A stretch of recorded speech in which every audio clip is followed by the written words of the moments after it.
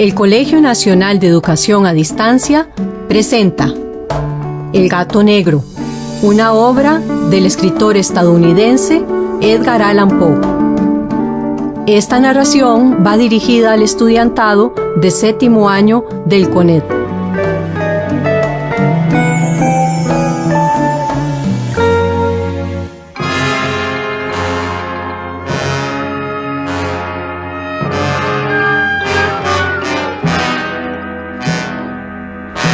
El gato negro. No espero ni pido que alguien crea en el extraño, aunque simple relato que me dispongo a escribir. Loco estaría si lo esperara, cuando mis sentidos rechazan su propia evidencia. Pero no estoy loco y sé muy bien que esto no es un sueño.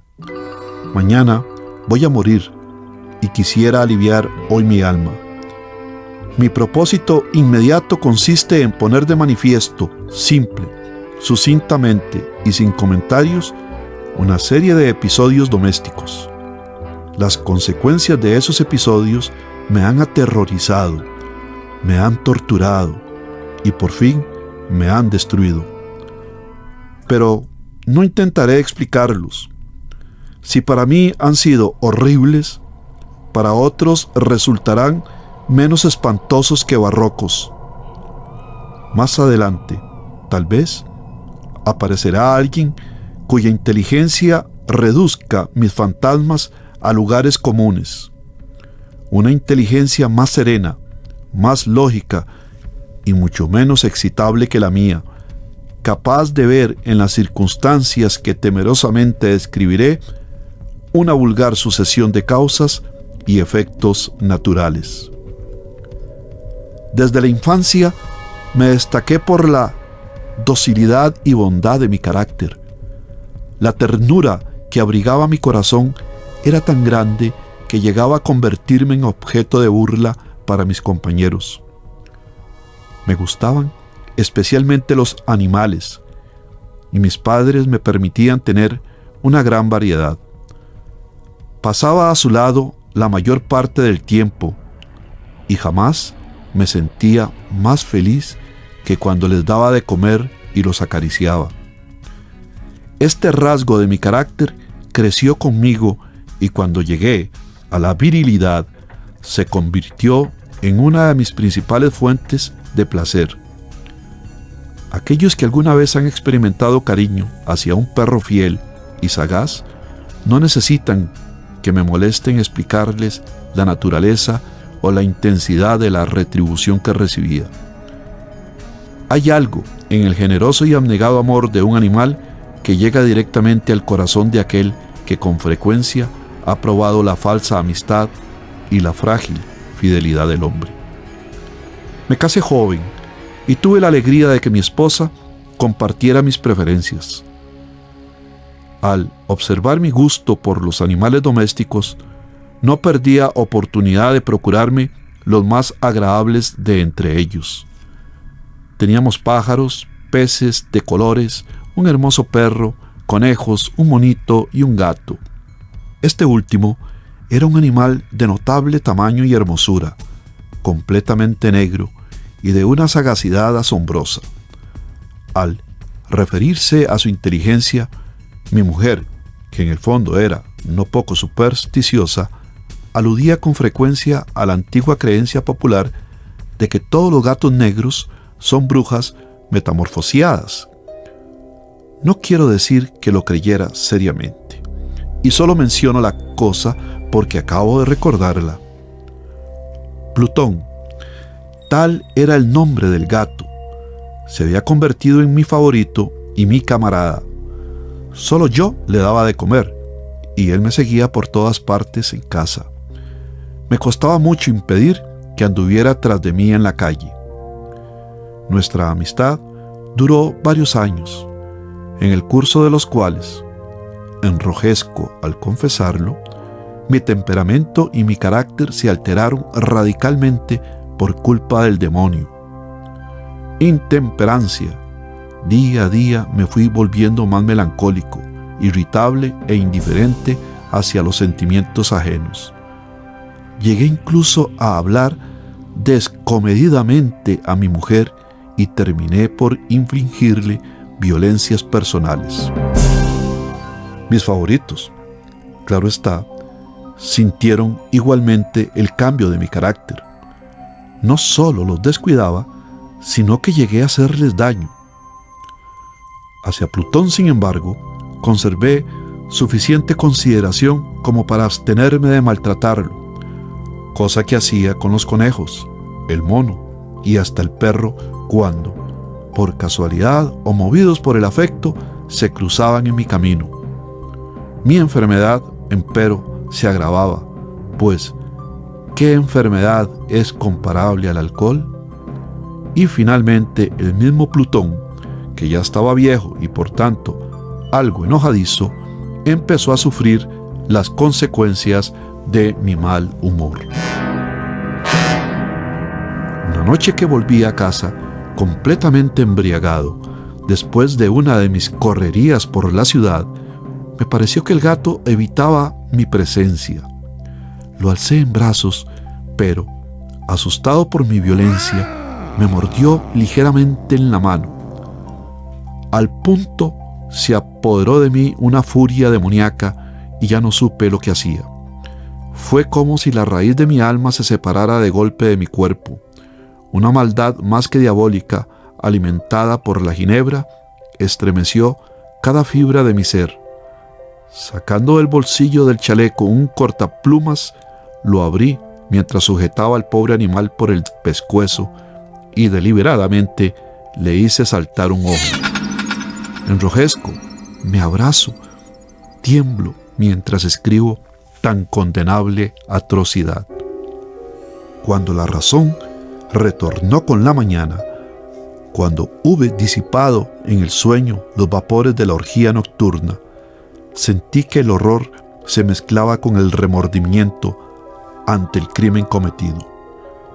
Pero mi sentimiento era débil y ambiguo, no alcanzaba a interesar al alma. Una vez más me hundí en los excesos y muy pronto ahogué en vino los recuerdos de lo sucedido. El gato, entre tanto, mejoraba poco a poco. Cierto que la órbita, donde faltaba el ojo, presentaba un horrible aspecto, pero el animal no parecía sufrir ya. Se paseaba como de costumbre por la casa, aunque, como es de imaginar, huía aterrorizado al verme. Me quedaba aún bastante de mi antigua manera de ser para sentirme agraviado por la evidente antipatía de un animal que alguna vez me había querido tanto. Pero ese sentimiento no tardó en ceder paso a la irritación, y entonces, para mi caída final e irrevocable, se presentó el espíritu de la perversidad. La filosofía no tiene en cuenta este espíritu, y sin embargo, tan seguro estoy de que mi alma existe como de que la perversidad es uno de los impulsos primordiales del corazón humano, una de las facultades primarias indivisibles, uno de esos sentimientos que dirigen el carácter del hombre. ¿Quién no se ha sorprendido a sí mismo 100 veces en momentos en que cometía una acción tonta o malvada por la simple razón de que no debía cometerla? No hay en nosotros una tendencia permanente que enfrenta descaradamente al buen sentido, una tendencia a transgredir lo que constituye la ley por el solo hecho de serlo. Este espíritu de perversidad se presentó, como he dicho, en mi caída final, y el insondable anhelo que tenía mi alma de vejarse a sí misma, de violentar su propia naturaleza, de hacer mal por el mal mismo, me incitó a continuar y finalmente a consumar el suplicio que había infligido a la inocente bestia. Una mañana, obrando a sangre fría, le pasé un lazo por el pescuezo y lo ahorqué en la rama de un árbol. Lo ahorqué mientras las lágrimas manaban de mis ojos y el más amargo remordimiento me apretaba el corazón. Lo ahorqué porque recordaba que me había querido y porque estaba seguro de que no me había dado motivo para matarlo.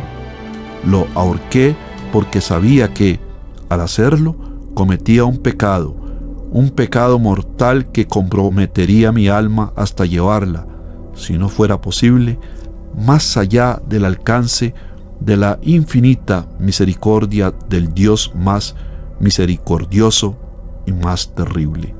La noche de aquel mismo día en que cometí tan cruel acción, me despertaron gritos de ¡incendio!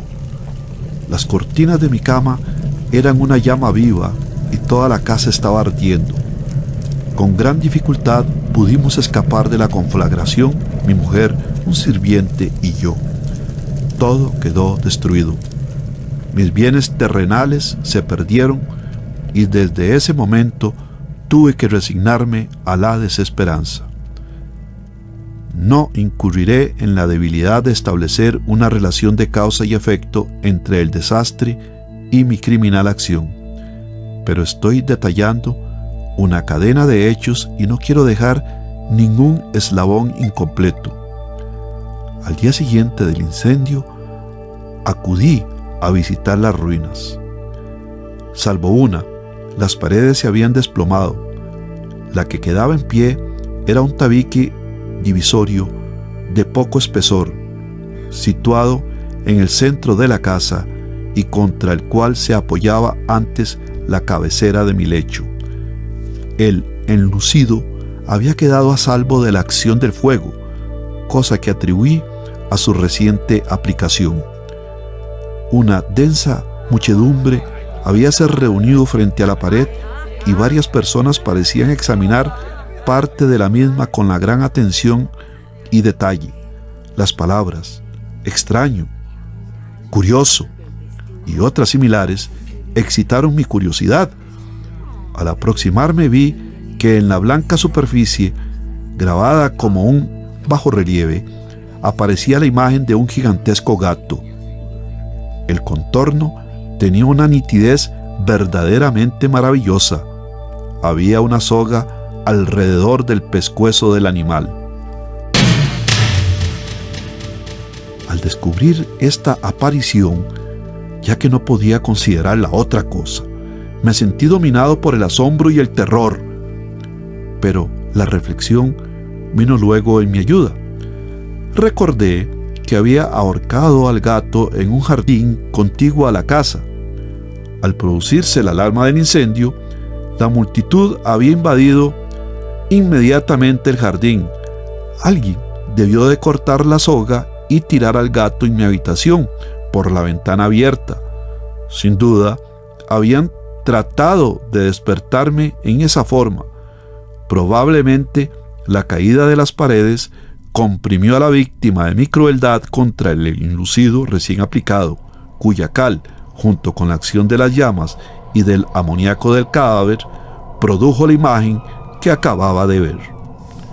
Si bien en esta forma quedó satisfecha mi razón, ya que no mi conciencia, sobre el extraño episodio, lo ocurrido impresionó profundamente mi imaginación. Durante muchos meses no pude librarme del fantasma del gato, y en todo ese tiempo dominó mi espíritu un sentimiento informe que se parecía, sin serlo, al remordimiento.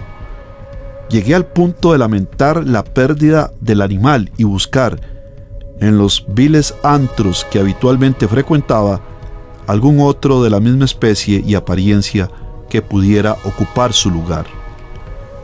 Una noche en que, borracho a medias, me hallaba en una taberna más que infame, reclamó mi atención algo negro posado sobre uno de los enormes toneles de ginebra que constituían el principal moblaje del lugar. Durante algunos minutos había estado mirando dicho tonel y me sorprendió no haber advertido antes la presencia de la mancha negra en lo alto. Me aproximé y la toqué con la mano. Era un gato negro muy grande, tan grande como Plutón y absolutamente igual a este, salvo un detalle. Plutón no tenía el menor pelo blanco en el cuerpo, mientras este gato mostraba una vasta, aunque indefinida, mancha blanca que le cubría casi todo el pecho. Al sentirse acariciado, se enderezó prontamente, ronroneando con fuerza. Se frotó contra mi mano y pareció encantado de mis atenciones. Acababa, pues, de encontrar el animal que precisamente andaba buscando. De inmediato, propuse su compra al tabernero, que me contestó que el animal no era suyo y que jamás lo había visto antes ni sabía nada de él. Continué acariciando al gato y cuando me disponía a volver a casa, el animal pareció dispuesto a acompañarme. Le permití que lo hiciera, deteniéndome una y otra vez para inclinarme y acariciarlo. Cuando estuve en casa, se acostumbró a ella de inmediato y se convirtió en el gran favorito de mi mujer. Por mi parte, pronto sentí nacer en mí una antipatía hacia aquel animal.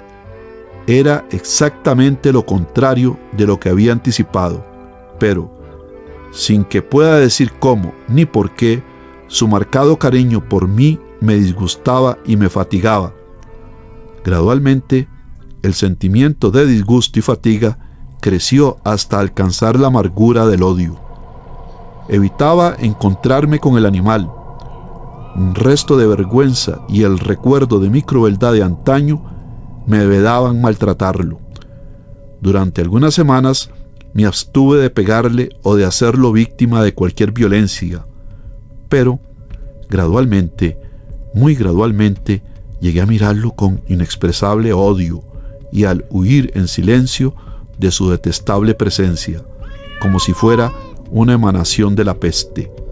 Lo que, sin duda, contribuyó a aumentar mi odio fue descubrir, a la mañana siguiente de haberlo traído a casa, que aquel gato, igual que Plutón, era tuerto. Esta circunstancia fue precisamente lo que hizo más grato a mi mujer, quien, como ya dije, poseía en alto grado esos sentimientos humanitarios que alguna vez habían sido mi rasgo distintivo y la fuente de mis placeres más simples y más puros. El cariño del gato por mí parecía aumentar en el mismo grado que mi aversión. Seguía mis pasos con una pertinencia que me costaría hacer entender al lector. Donde quiera que me sentara, venía a ovillarse bajo mi silla o saltaba a mis rodillas, prodigándome sus odiosas caricias. Si echaba a caminar, se metía entre mis pies, amenazando con hacerme caer, o bien clavaba sus largas y afiladas uñas en mis ropas para poder trepar hasta mi pecho. En esos momentos, aunque ansiaba aniquilarlo de un solo golpe, me sentía paralizado por el recuerdo de mi primer crimen, pero sobre todo, quiero confesarlo ahora, por un espantoso temor al animal. Aquel temor no era precisamente miedo de un mal físico y, sin embargo, me sería imposible definirlo de otra manera. Me siento casi avergonzado de reconocer, sí, aún en esta celda de criminales, me siento casi avergonzado de reconocer por el terror, el espanto que aquel animal me inspiraba. Era intensificado por una de las más insensatas quimeras que sería dado concebir. Más de una vez mi mujer me había llamado la atención sobre la forma de la mancha blanca de la cual ya he hablado, y que constituía la única diferencia entre el extraño animal y el que yo había matado. El lector recordará que esta mancha, aunque grande, me había parecido al principio de forma indefinida, pero gradualmente, de manera tan imperceptible, que mi razón luchó durante largo tiempo por rechazarla como fantástica. La mancha fue asumiendo un contorno de rigurosa precisión. Representaba ahora algo que me estremezco al nombrar, y por ello odiaba. temía y hubiera querido librarme del monstruo si hubiese sido capaz de atreverme. Representaba, la imagen de una cosa atroz, siniestra, la imagen del patíbulo. Oh, lúgubre y terrible máquina del horror y del crimen, de la agonía y de la muerte. Me sentí entonces más miserable que todas las miserias humanas.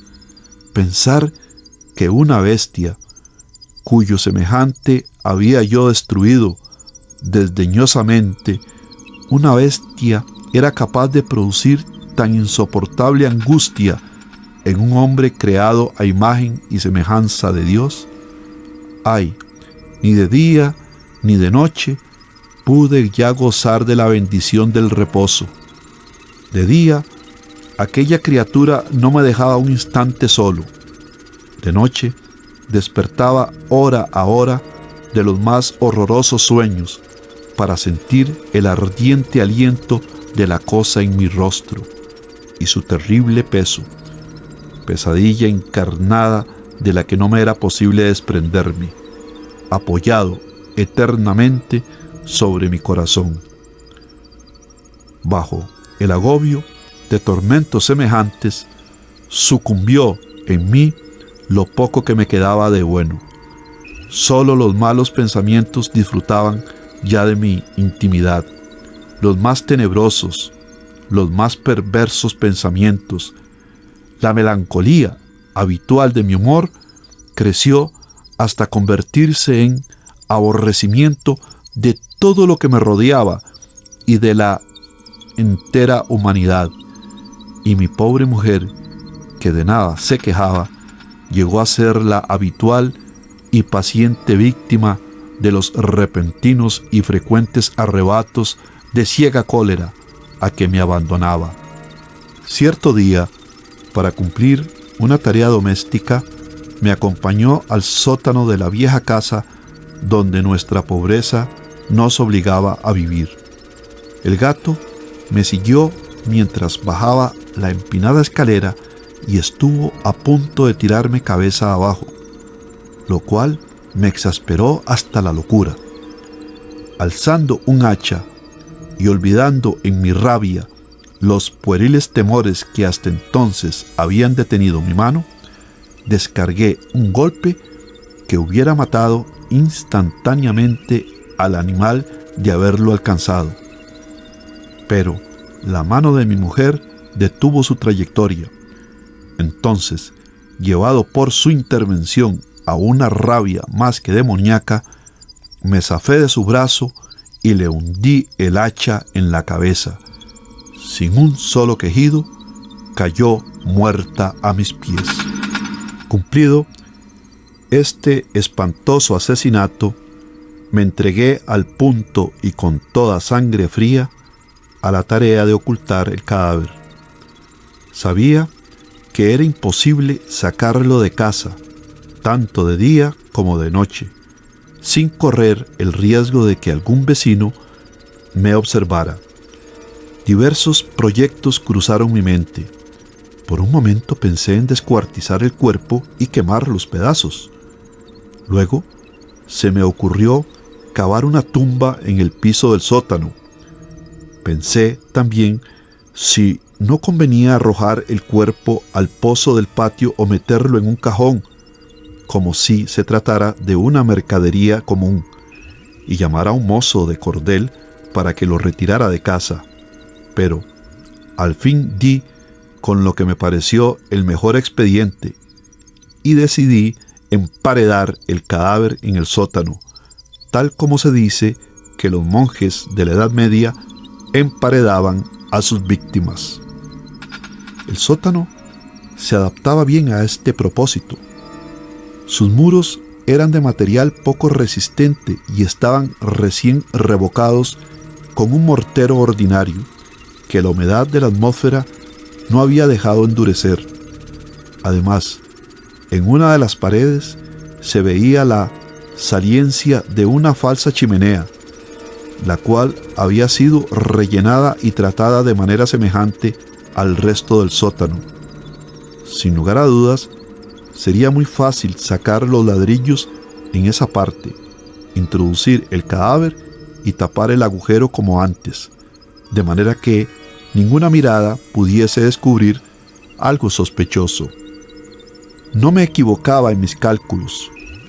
Fácilmente saqué los ladrillos con ayuda de una palanca y, luego de colocar cuidadosamente el cuerpo contra la pared interna, lo mantuve en esa posición mientras aplicaba de nuevo la mampostería en su forma original.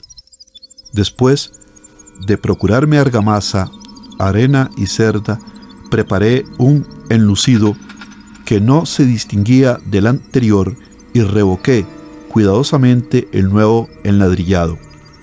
Concluida la tarea, me sentí seguro de que todo estaba bien. La pared no mostraba la menor señal de haber sido tocada. Había barrido hasta el menor fragmento de material suelto. Miré en torno, triunfante, y me dije: aquí, por lo menos, no he trabajado en vano. Mi paso siguiente consistió en buscar a la bestia causante de tanta desgracia, pues al final me había decidido a matarla. Si en aquel momento el gato hubiera surgido ante mí, su destino habría quedado sellado, pero, por lo visto, el astuto animal, alarmado por la violencia de mi primer acceso de cólera, se cuidaba de aparecer mientras no cambiara mi humor. Imposible describir o imaginar el profundo, el maravilloso alivio que la ausencia de la detestada criatura trajo a mi pecho. No se presentó aquella noche y así, por primera vez desde su llegada a la casa, pude dormir profunda y tranquilamente. Sí, pude dormir, aún con el peso del crimen sobre mi alma. Pasaron el segundo y el tercer día y mi atormentador no volvía. Una vez más respiré como un hombre libre. Aterrado, el monstruo había huido de la casa para siempre. Ya no volvería a contemplarlo. Gozaba de una suprema felicidad y la culpa de mi negra acción me preocupaba muy poco. Se practicaron algunas averiguaciones a las que no me costó mucho responder. Incluso hubo una perquisición en la casa, pero naturalmente no se descubrió nada. Mi tranquilidad futura me parecía asegurada. Al cuarto día del asesinato, un grupo de policías se presentó inesperadamente y procedió a una nueva y rigurosa inspección.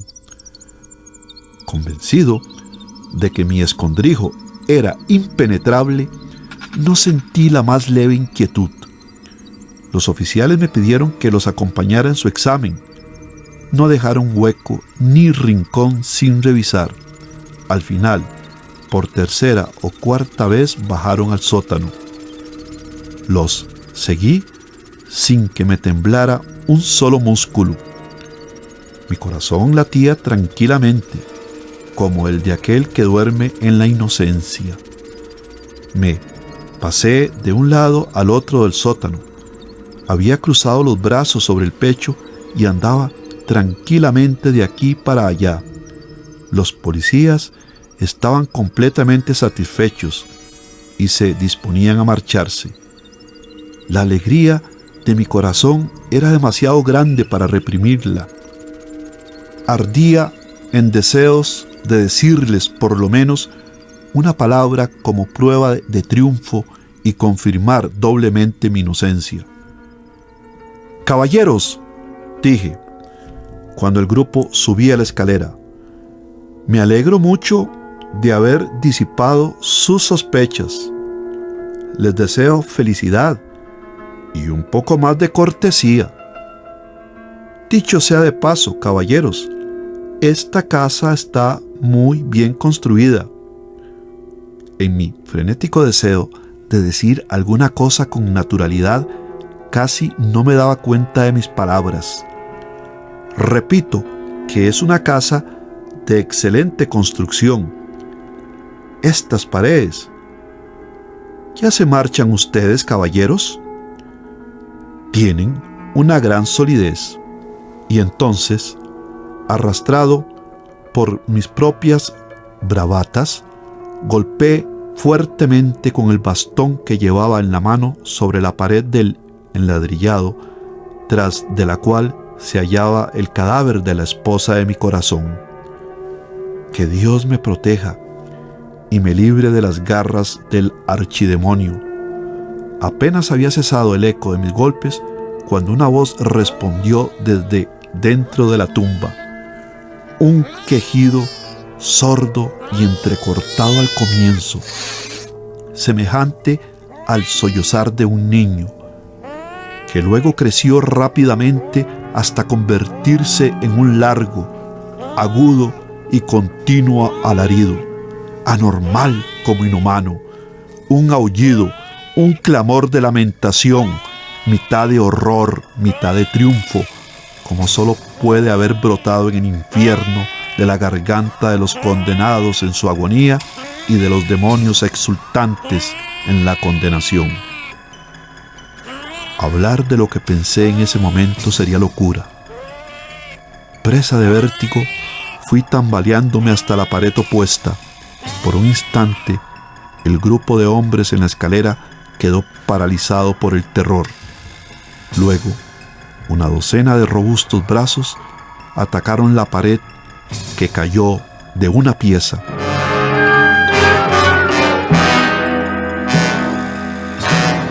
El cadáver, ya muy corrompido y manchado de sangre coagulada, apareció de pie ante los ojos de los espectadores. Sobre su cabeza, con la roja boca abierta y el único ojo como de fuego, estaba agazapada la horrible bestia cuya astucia me había inducido al asesinato y cuya voz delatadora me entregaba al verdugo. Había emparedado al monstruo en la tumba.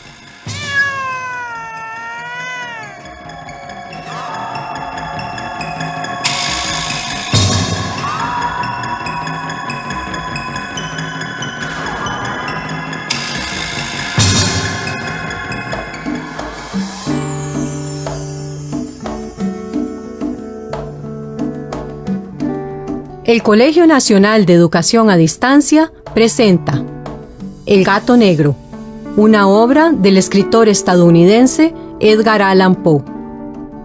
Esta narración va dirigida al estudiantado de 7º año del CONED.